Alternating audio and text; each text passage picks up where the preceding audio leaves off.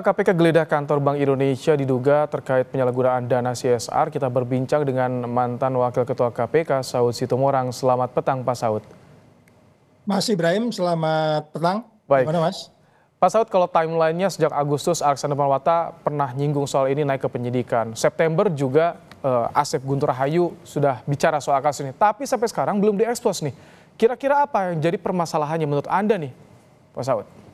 Iya, memang dari awal kan style mereka berbeda ya. Periode ini mereka nanti biasanya langsung mengumumkan, langsung ditahan.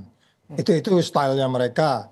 Kemudian kalau tadi Mas Ibrahim sudah jelaskan dari bulan Juli bahkan bisa jadi juga penyelidikannya sudah cukup lama. Karena kalau mereka berani mengungkap bahwa itu Juli sudah menyatakan akan ada penyidikan saja tidak boleh diungkap. Jadi saya pikir ini proses cukup lama dan mereka saya pikir cukup prudent untuk mengatakan bahwa ini ada peristiwa tindak pidana korupsi di dalamnya.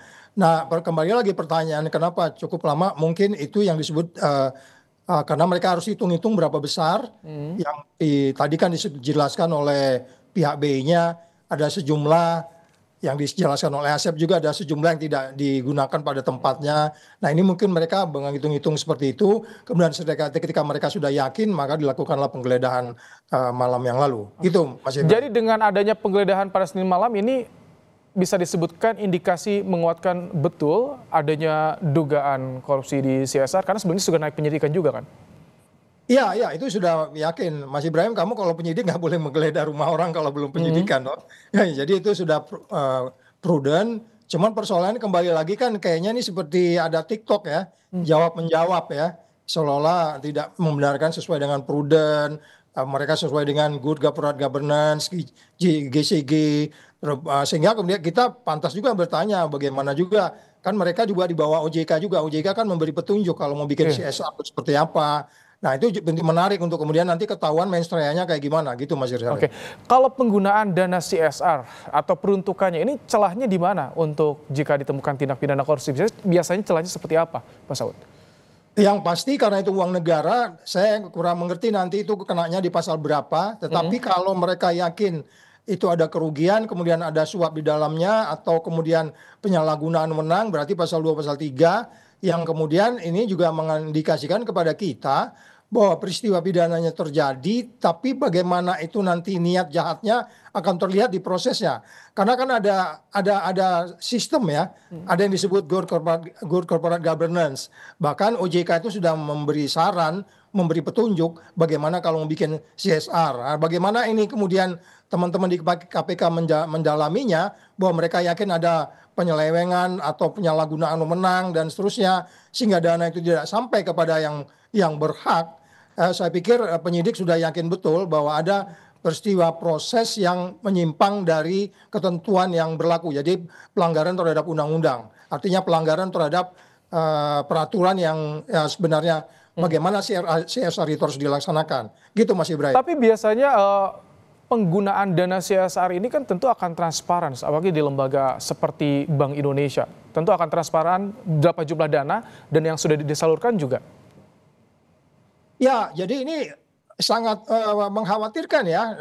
BI sebagai yang harus menjadi contoh, kita tahu banyak bank di Indonesia juga menerapkan CSR dan OJK mengatur itu. Kita juga nggak bisa mengatakan bahwa di bank lain tidak terjadi sesuatu yang berperistiwa pidana. Tetapi sebenarnya kalau BI sebagai bank sentral yang kemudian dia harus menjadi contoh, yang kemudian dia harus melaksanakan good corporate governance dengan baik, dengan sistem-sistem yang mereka lakukan. Tetapi kalau pada bagian lain mereka membantah, ya KPK nggak perlu pengakuan, biarkan aja mereka bantah-bantah. Nanti kan kekuatan buktinya yang akan dibuktikan oleh teman-teman di KPK. Jadi sekali lagi kita sangat menyayangkan ya, ini kenapa bisa terjadi kalau benar terjadi. Tentu ini sangat memalukan juga dan ini sangat besar kaitannya dengan indeks persepsi korupsi nantinya. Jika ditemukan kejanggalan atau dugaan tindak korupsi, ini siapa yang disasar oleh KPK? Siapa yang akan diperiksa oleh KPK dalam hal ini, Pak Saud, menurut Anda? Ya, kalau saya lihat benar tadi disebutnya gubernur ruangannya sudah digeledah.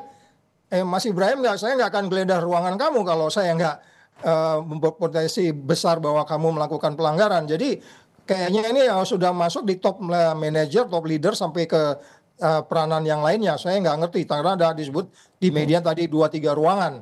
Jadi kita tunggu saja dugaan kita apakah masuk ke top manajernya, top level pimpinan yang kemudian dia akan memutuskan CSR, dan bisa dibayangkan CSR di BI tentu bukanlah dana yang kecil ya, saya pikir ya, saya nggak apa langkahnya, tapi saya pikir CSR mereka sangat signifikan, saya pikir, sehingga kemudian KPK mendalaminya.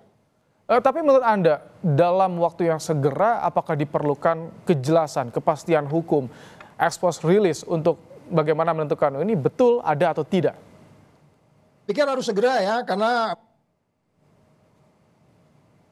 mempengaruhi itu, ada pengaruh juga terhadap pasar dan lain-lain. Itu kan kita mengirim sinyal ke pasar yang tidak baik, bahwa kemudian bank sentral juga melakukan sesuatu yang transaksional dan berpotensi dilakukan tindak pidana, sehingga kemudian supaya tidak menimbulkan banyak keraguan ya sebaiknya sore ini karena memang sudah geledah mereka harus segera umumkan saja, untuk kemudian kalau memang perlu ditahan.